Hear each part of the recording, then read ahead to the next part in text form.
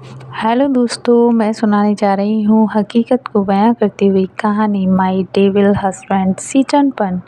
अभिमन्यु भेष बदलकर अधीरा के चौल पहुँच गया, लेकिन अधीरा से मिलना इतना आसान नहीं था। अधीरा अभिमन्यु का हाथ पर बंधा धागा देखी तो शॉक्ड रह गई। उसकी कलाई पर भी सेम वैसा ही धागा था। अभिमन्यु हरिया के संग लेटने चला गया। रात के 2 बजे। अभिमन्यु को नींद कहाँ आने वाली थी। मच्छर काट रहे थे ऊबड़ खाबड़ जगह और जमीन पर बिस्तर। अभिमन्यु उठकर देखा तो हरिया घोड़े बेचकर चैन की नींद सो रहा था और अभिमन्यु को अच्छा मौका हाथ लगा। जल्दी से उठकर अपने मोबाइल की फ्लैश ऑन किया और शांताबाई के घर के दरवाजे पर आकर खड़ा हुआ। इधर उधर करवट ले रही आज उसकी आंखों में नींद दूर दूर तक गायब थी। अभिमन्यु इधर उधर देखने लगा। दरवाज़ा हिलाकर देखा तो अंदर से बंद था। तभी उसे एक खिड़की खुली नजर आई। अभिमन्यु ठहरा हुआ माफिया टीम का सुपर हीरो झट से खिड़की पर चढ़कर देखा तो बस देखता ही रह गया। अधीरा खुली आंखों से चांद देख रही थी। उसके मन में अभिमन्यु की कलाई पर बंधा धागा वही बात परेशान कर रहा था। तभी अभिमन्यु ने रूम में छलांग लगाई। अधीरा पीछे मुड़कर देखी तो चीखने ही वाली थी, लेकिन अभिमन्यु ने उसके मुंह पर हाथ रखते हुए कहा, शांत हो जाओ अधीरा। अधीरा की आंखें बड़ी हो गईं। अभिमन्यु प्लीज साधु, बस एक बार मेरी बात सुन लो, बस एक बार। अधीरा छटपटाते हुए बड़बड़ाई, ये इंसान सच में साइको है, मैं इसे कभी नहीं देखी और मेरे पीछे पड़ गया है।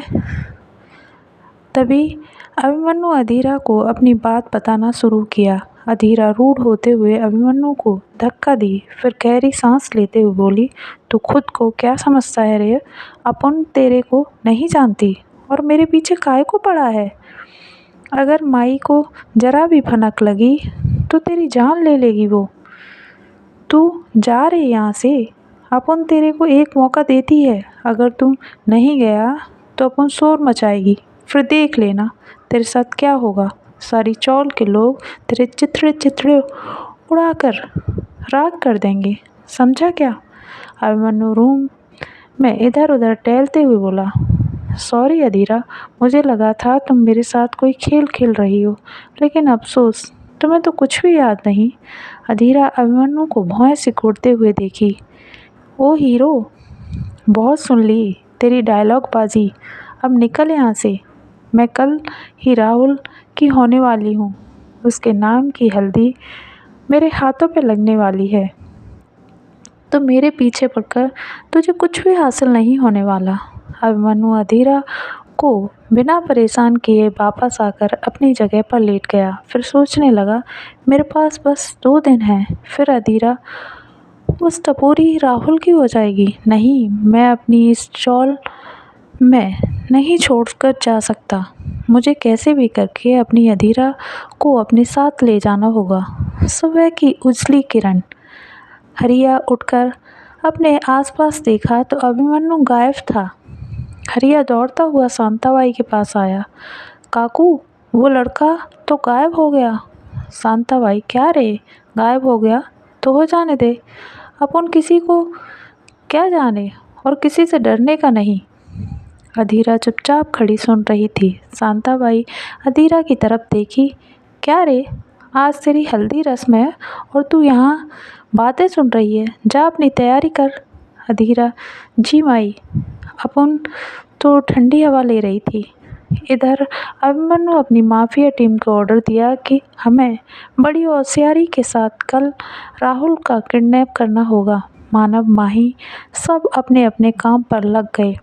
माफिया टीम ने बड़ी होशियारी के साथ अपने आदमियों को चौल के चारों ओर फैला दिया। अधीरा अपनी हल्दी रस्म के लिए येलो ड्रेस पहनकर मिरर के सामने खुद को तैयार की। अभिमन्यु अपना प्लान बनाने में व्यस्त था। तभी अचला काकी अधीरा की मौसी आकर खड़ी हुई। क्या रे, जल्दी से तैयार हो, आरोही सब आड़ पड़ोसी आ चुके हैं। अधीरा की मौसी आई आकर चौक पर बैठी। अधीरा को चौक पर बिठाते हुए हल्दी लगाना शुरू हुई।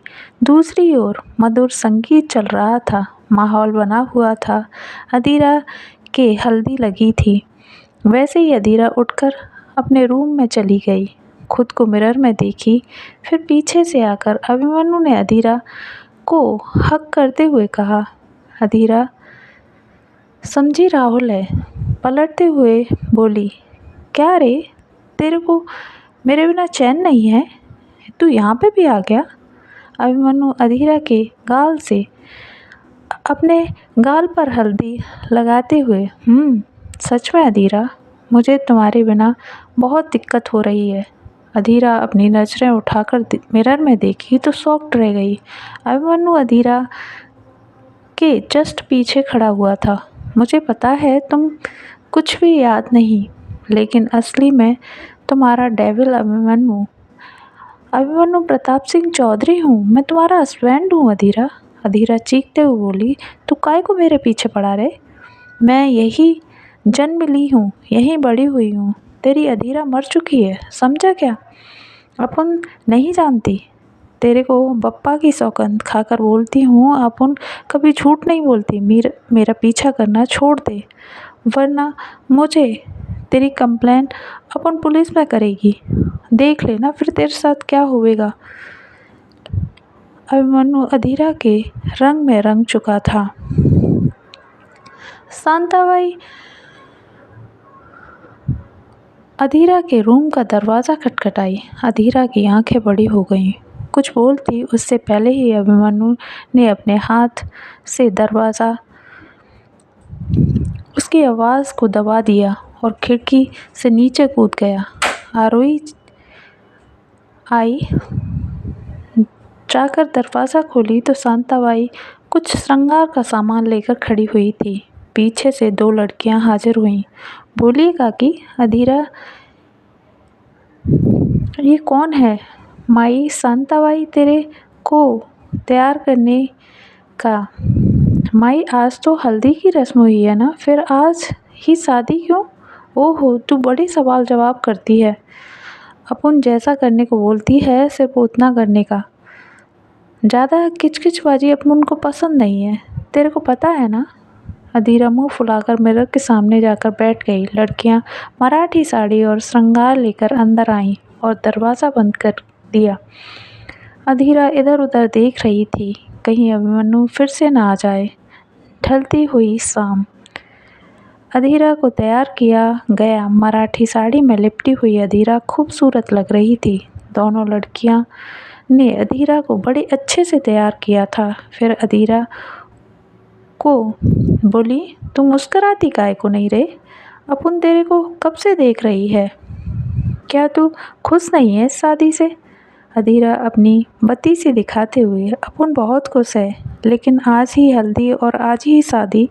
अपन इस शादी को यादगार बनाना चाहती थी, लेकिन माई के आगे किसी की नहीं चलती। अच्छा अब चल हंस जा, कहते हुए लड़कियां बाहर चली गईं। व्हाइट हाउस पिंक और वाइट फ्लावरों से सजा हुआ था। चारों ओर लड़ियां लाइटिंग, अंदर में 3D लाइट बेहद खूबसूरत लग रहा था। अभिमन्यु वाइट और पिंक कलर की शेरवानी पहने हॉल में खड़ा हुआ था। उसका सिर्फ एक ही मकसद था, कैसे भी करके अधीरा को पाना। साम दाम दंड भेद, चाहे कुछ भी करना पड़े, लेकिन अधीरा सिर्फ उसकी दुल्हन होनी चाहिए। अभिमन्यु सिंपल लुक में तैयार हुआ ताकि किसी को पता न चले कि वो कौन है। गली नंबर 786 चौल में शांताबाई ने हल्की फुल्की सजावट करा दी थी। शांताबाई राहुल के घर जाकर बोली, अगर मुहूर्त के वक्त तक शादी नहीं की तो हम शादी नहीं करेंगे। राहुल की माँ हाथ जोड़कर विनती करने लगी, देखिए आपको हमारे हालात के बारे में सब कुछ पता है, हम वही करेंगे जैसा आप चाहती हैं। शांताबाई अधीरा इधर उधर से रूम में टहलते हुए ही बड़बड़ाई, पता नहीं अमीरजादा अब उनके पीछे क्यों पड़ा है। वो शादी में कुछ गड़बड़ न कर दे। मुझे तो बेहद डर लग रहा है। शायद उसकी पत्नी की शक्ल अपन जैसी होगी, तभी बावला हुआ जा रहा है। खैर मुझे क्या, आज शादी के बाद पीछा करना छोड़ देगा। माफिया टीम चौल के चारों ओर नजरें गड़ाए बैठी हुई थी। कब क्या हो रहा है क्या नहीं। तभी पंडित जी ने वर को बुलाने के लिए कहा। राहुल तैयार होकर रूम से बाहर निकला ही था कि पूरे चौल की लाइटें बंद हो गईं। पूरे चौल में अंधेरा छा गया। शांताबाई चीखते हुए बोली, ओ ये क्या हुआ। राहुल मंडप तक आया तो लाइटें आ गईं। सब खुश हुए, एक साथ बोले, गणपत बप्पा मोरिया, मंगल मूर्ति मोरिया। शांताबाई बहुत खुश थी। पंडित मंत्र पढ़ना शुरू हुए। शुभ मुहूर्त में कन्या को मंडप में बिठाया जाए। अधीरा की सहेलियां आरोही को पकड़कर मंडप तक लेकर आईं। फिर राहुल की बगल में बिठाया। 7 वचनों के साथ 7 फेरे पड़ना शुरू हुए। फेरे की रस्म होते ही पंडित जी ने आदेश दिया कि अब कन्या के गले में सिंदूर और